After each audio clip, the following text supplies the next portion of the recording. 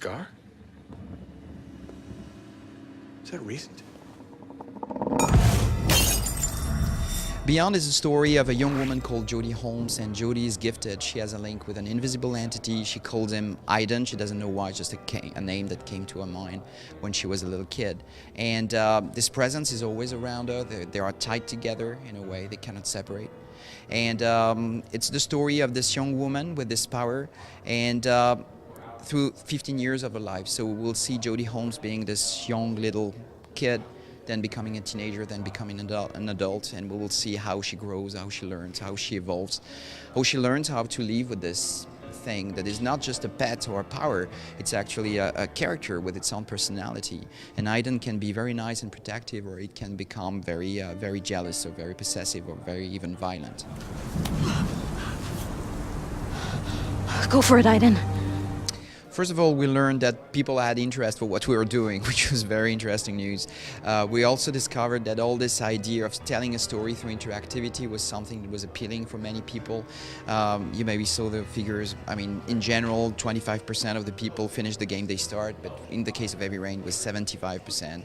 So that's a big thing for us. So we just wanted to come back with Beyond with something that would be better pretty much in all areas, come back with better visuals, better animations, better acting, better story, and find other ways of blending interactivity and narrative, something different that we did on Heavy Rain.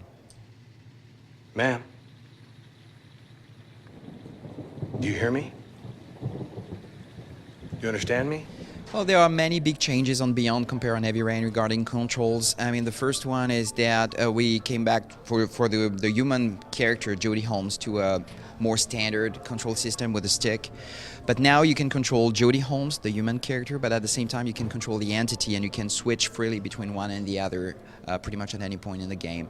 And with the entity, you control the entity by playing with the 6-axis motion sensor with a controller to give you really the feeling of floating in the air. So with the entity, you're invisible, you float in the air, you can go through walls, you can do many different things that only entities can do. We also worked very hard on having much more direct controls. So you're always in control of Jodie when you're with her, or of the entity. So there's nothing like cutscenes or anything. It's really always direct control. I found you by the side of the road, in the middle of nowhere. Was there an accident?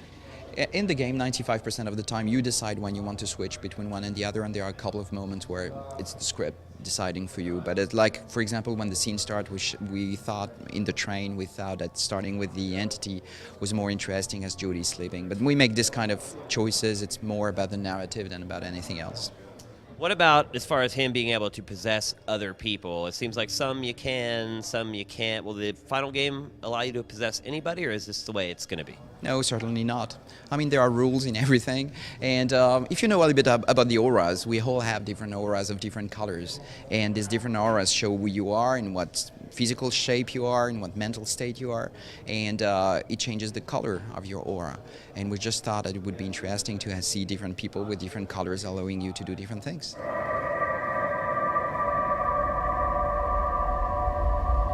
Well, the philosophy behind Beyond regarding the narrative is pretty much the same than on Heavy Rain. I mean, you have action, your actions have consequences. Sometimes they are just local, they are just going to change a little bit the scene. Sometimes they are going to change significantly the scene. And sometimes they are going to have an impact on the overall story arc. So it really depends on how you play and what you want to do. But there are many different paths leading to different stories, leading to different endings.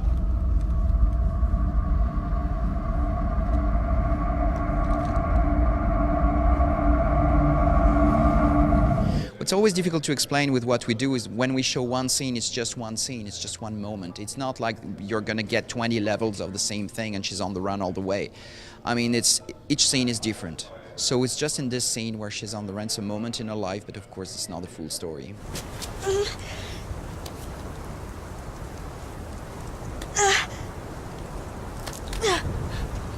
We thought that we needed a very talented actress really to be Jodie, especially as we needed someone capable of embodying Jodie's character from the age of 14 to the age of 23, 24. So It's also a very emotional role. Through 15 years, she will go through very happy moments or very sad moments, very difficult moments. And we really needed an actress capable of acting and giving this incredible performance. And this is exactly what we got with Ellen. She's been absolutely amazing on stage. I brought you that cup of coffee. Actually, we didn't upgrade the engine. We did a new engine from scratch. So we wanted to improve, as I said, in many areas of the game, including visuals and technology. So we wanted a different approach to lighting. We wanted to improve the rendering in general. We have developed something we call physically based shaders, which is a technology that calculates in real time how different materials reflect differently light. We also worked on the depth of field to improve it. We worked on this thing we call bokeh, which is how lights react to depth of field. It becomes very technical, but when you look at it, it's just about how light reacts in general and how realistic it becomes. And we're really glad with the result. I think that visually we made a big step forward compared to Heavy Rain. So hopefully it's going to be apparent to all gamers. Hold on, what's going on? Girl you brought in earlier. Where is she? There are many games that we love and that we wish we had made, but the last of them is probably Journey from that game company. I'm a big fan of what this studio is doing. I think they're very talented, very creative, very innovative, and I wish there were more games like this out there. Do you ever see yourself doing smaller games like Journey, where you can have a really creative idea and maybe create a smaller game based around it? I think I don't have enough talent to make shorter games, to be honest with you. But yeah, I'd love to. I think this is a very interesting approach. You can test more ideas faster. Where here I need to have one idea and then it takes me 3 years to get it to the market, and it's a long time and it's exhausting and it's a lot of effort and work. And I wish I could just do games in 6 months and give them to gamers and see what they think and move to another idea. Maybe one day. Tell them to leave me the fuck alone, because next time, I'll kill everyone. Beyond is coming exclusively on PlayStation 3 next year.